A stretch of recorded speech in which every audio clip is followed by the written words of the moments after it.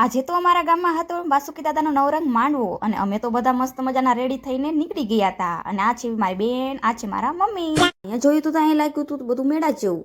પછી આવી ગયા અમે વાસુકી દાદાના મંદિરે. મેં કીધું આજે તો મારે વાસુકી દાદા આગળ માંગી જ લેવું છે. મારા મમ્મીને મેં કીધું તમે પણ માંગી લેજો, કાંઈ બાકી રાખતા નહીં, આજે તો બહુ મોટો મોકો છે. અને આમ જોયું તો પબ્લિક તો બહુ જ આવતી હતી. આજુબાજુ જોયા વગર મેં તો વાસુકી દાદાના મંદિરે દર્શન કરી જ લીધા.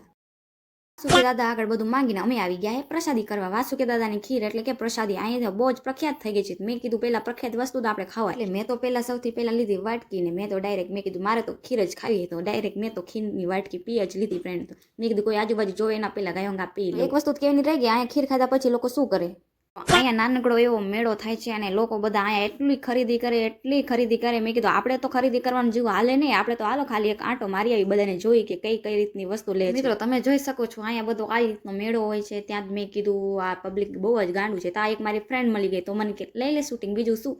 મેં કીધું હાલો આપણે તો બહારથી જોઈ લેવી, આવા મેળામાં આપણું કઈ કામ ન લાગે. મારો મિની વ્લોગ જો બીજા વ્લોગ જોવા હોય તો મારા ચેનલ સબસ્ક્રાઈબ કરો.